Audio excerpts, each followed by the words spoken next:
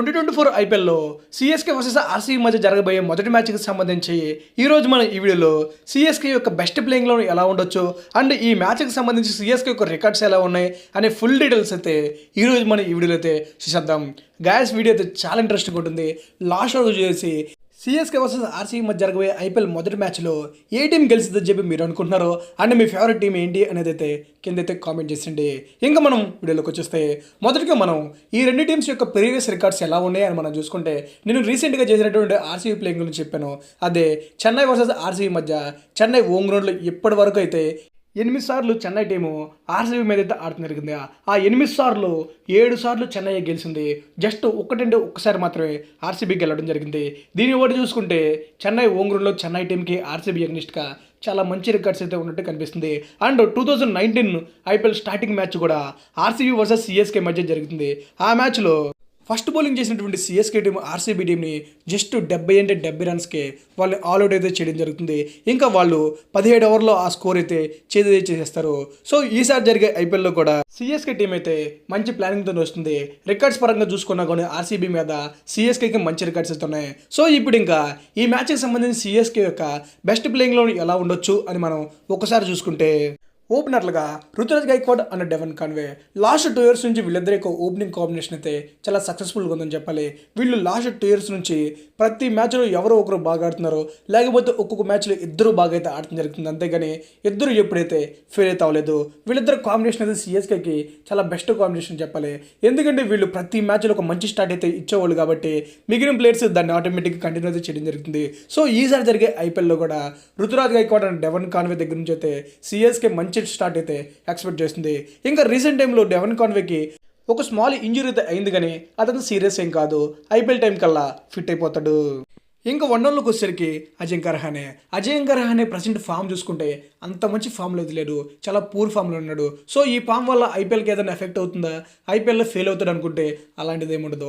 Last year IPL రాకముందు వరకు కూడా రహానే అయితే చాలా దారుణమైన ఫామ్లో ఉన్నాడు. బట్ ఐపీఎల్లో ఎలా అద్దరుకొట్టాడో మనం చూసాం. సో ఈసారి జరిగే ఐపీఎల్లో కూడా డెఫినెట్గా అజింక్య రహానే వన్డౌన్లో వచ్చి అద్దరు కొట్టేస్తాడు. అదేంటో నాకు తెలియదబ్బా. సిఎస్కే ప్లేయర్స్ డొమెస్టిక్లో అంత బాగా ఆడకపోయినా బట్ ఐపీఎల్కి వచ్చేసరికి మాత్రం అద్దరు కొట్టేస్తారు.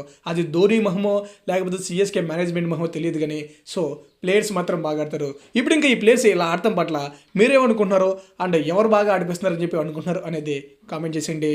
ఇంకా 2 డౌన్ చూసుకుంటే మోయిన్ అలీ ఆర్ రచిన్ రవీంద్ర వీళ్ళిద్దరిలో ఒకడారే ఛాన్స్ ఉంది. ఏం మాట్లాడుతున్నా భయ, డారెన్ మిచెల్ని సిఎస్కే 14 కోట్లు పెట్టుకుంది. తను ప్రజెంట్ సూపర్ ఫామ్లో ఉన్నాడు.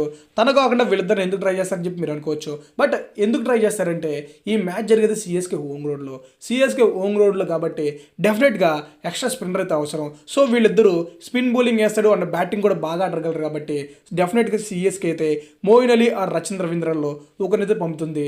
ఇంకా డారెన్ మిచెల్ విషయం అంటారా, హోమ్ గ్రౌండ్లో జరిగే మ్యాచెస్ వరకు తనను పక్కన పెట్టి బయట జరిగేటటువంటి 7 మ్యాచెస్కి తన ప్లేయింగ్ లో తీసుకొస్తారని చెప్పి నేను అనుకుంటున్నా. ఎందుకంటే హోమ్ గ్రౌండ్లో జరిగే మ్యాచెస్కి మోయిన్ అలీ ఆర్ రచిన్ రవీంద్ర ట్రై చేయడం వల్ల టీంలో 3 స్పిన్నర్స్ అంటే ఉంటారు. అదే మోయిన్ అలీ ఆర్ రచిన్ రవీంద్రలో ఒకరు Ravindra Jadeja and Mahesh Theekshana. So 3 spinners అయితే ఉంటారు. అది కూడా స్పిన్ పిచ్చెస్లో జరుగుతుంది కాబట్టి డెఫినెట్గా 3 స్పిన్నర్స్ అయితే అవసరం. కాబట్టి సిఎస్కే టీం అయితే 2 డౌన్లో రచిన్ రవీంద్ర ఆర్ మోయిన్ అలీలో ఒకరిని ట్రై చేస్తారని చెప్పి నేను అనుకుంటున్నా. ఇప్పుడు ఇంకా ఆర్సీబీతో జరిగే ఫస్ట్ మ్యాచ్లో సిఎస్కే టీం 2 డౌన్లో మోయిన్ అలీ, రచిన్ రవీంద్ర, డారెన్ మిచెల్ ముగ్గురులో ఎవరు నడిపిస్తే బెస్ట్ అని చెప్పి మీరు అనుకుంటున్నారో కామెంట్ చేసేయండి. ఇంకా నెంబర్ 5లోకి వచ్చేసరికి శివన్ దూబే, నెంబర్ 6 చూసుకుంటే రవీంద్ర జడేజా, నెంబర్ 7లోకి వచ్చేసరికి captain Jersey number 7 CSK team తల ఎంఎస్ ధోని. ఇంకా రీసెంట్ టైంలో శివన్ దూబేకి పెద్ద ఇంజురీ అయింది, తను ఐపీఎల్కి రాడని చెప్పి చాలా మంది అనుకున్నారు, కానీ బట్ అదంతా నిజం కాదబ్బా. మనోడికి ఇంజురీ అవటం అయితే నిజమే, కానీ బట్ అదంతా సీరియస్ ఏం కాదు. జస్ట్ ఒక 10 to 15 days రెస్ట్ చేసుకుని సరిపోతుంది. అంతేగాని ఐపీఎల్కి అయితే మిస్ అవడు. ఇంకా రవీంద్ర జడేజా రీసెంట్ టైంలో ఎంత మంచి ఫామ్లో ఉన్నాడో మనం అందరం చూసాం. ఇంకా ధోని గురించి మనకు చెప్పనవసరం లేదు. తను వచ్చేసరికి మహా అయితే 2 లేదా 3 లేకపోతే ఒక 5-6 బాల్ మిగిలి ఉంటాయి. ఆ 5-6 బాల్లోనే ధోని కనీసం ఒక 20 runs అని కొట్టడానికి ట్రై చేస్తారు. కాబట్టి ఇక మన ధోని బ్యాటింగ్ గురించి మనం స్పెషల్గా చెప్పుకోనవసరం లేదు.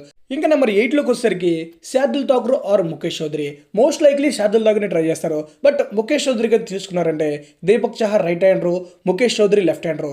ఇద్దరు పవర్ ప్లేలో బాల్ని 2 వైపులా స్వింగ్ చేస్తారు కాబట్టి ఎంత గొప్ప బ్యాట్స్మెన్ అయినా వీళ్ళ బౌలింగ్ ఆడతాకి ఇబ్బంది పడతారు.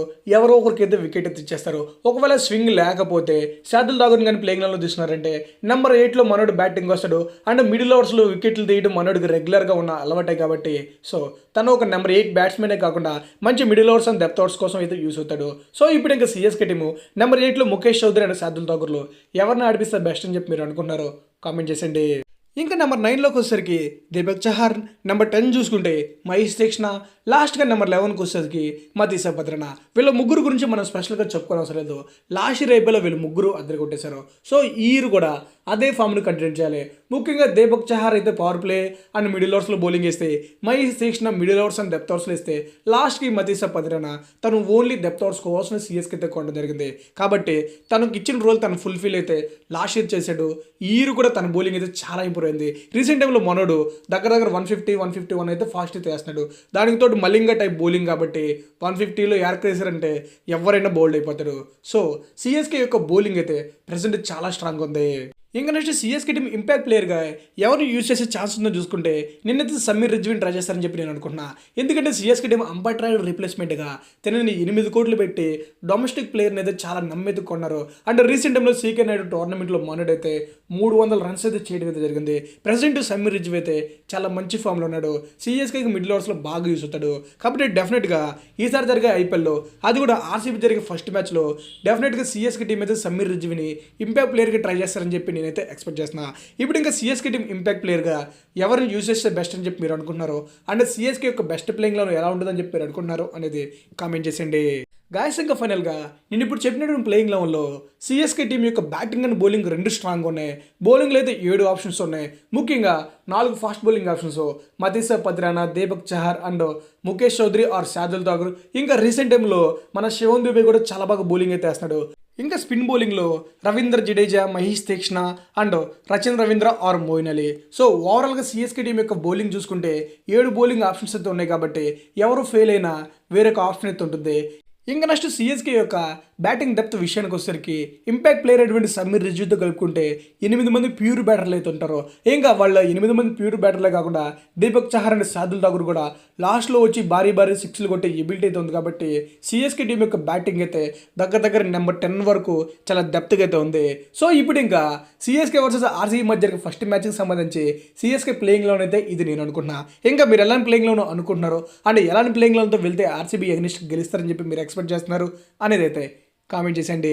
గాయస్ ఇంకా ఫైనల్గా వీడియో అయితే ఇంతే. ఇంకా ఇప్పటి వరకు ఎవరైనా వీడియో చూస్తూ సబ్స్క్రైబ్ చేసుకోకపోయినా సబ్స్క్రైబ్ చేసేయండి, లైక్ కొట్టకపోయినా లైక్ కొట్టండి. అండ్ ఐపీఎల్లో ఫస్ట్ మ్యాచ్లో ఏ టీం గెలుస్తుందని చెప్పి మీరు ఎక్స్పెక్ట్ చేస్తున్నారు అనేది కామెంట్ చేసి నెక్స్ట్ మా దగ్గర నుంచి ఎలాంటి వీడియో ఎక్స్పెక్ట్ చేస్తున్నారు అనేది కూడా కామెంట్ చేసేయండి. Thanks for watching. Have a nice day.